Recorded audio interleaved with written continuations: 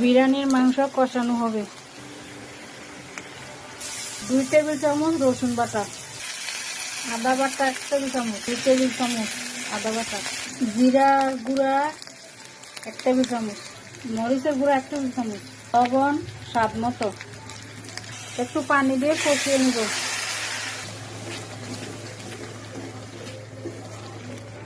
বিরিয়ানি মশলা একটা,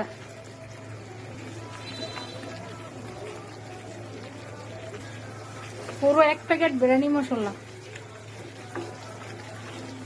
এখন কষিয়ে মাংস দেওয়া, মশলা কষিয়ে মাংস দেওয়া হলো। মাংস দিয়ে কষিয়ে নেব। বিরিয়ানির চাল ধুয়ে নেওয়া হচ্ছে রান্নার জন্য। বিরিয়ানির মাংস কষানো হয়ে গিয়েছে, বেরেস্তা ভেজে নেওয়া হচ্ছে। এখন চাল ভেজে নেওয়া হবে। স্বাদ মতো লবণ দিয়ে দেওয়া হচ্ছে।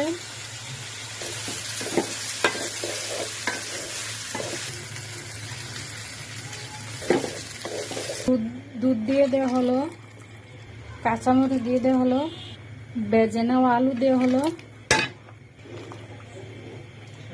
সবকিছু নেড়ে দিয়েছি। বলক আসলে মাংস দিয়ে দেব। চাল ফুটে উঠেছে, এখন মাংস ঢেলে দেব।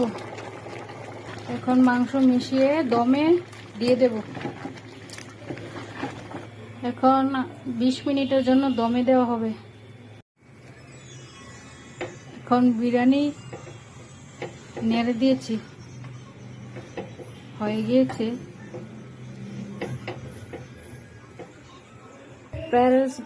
পেঁয়াজ বেরেস্তা দিয়ে তুলে নিব।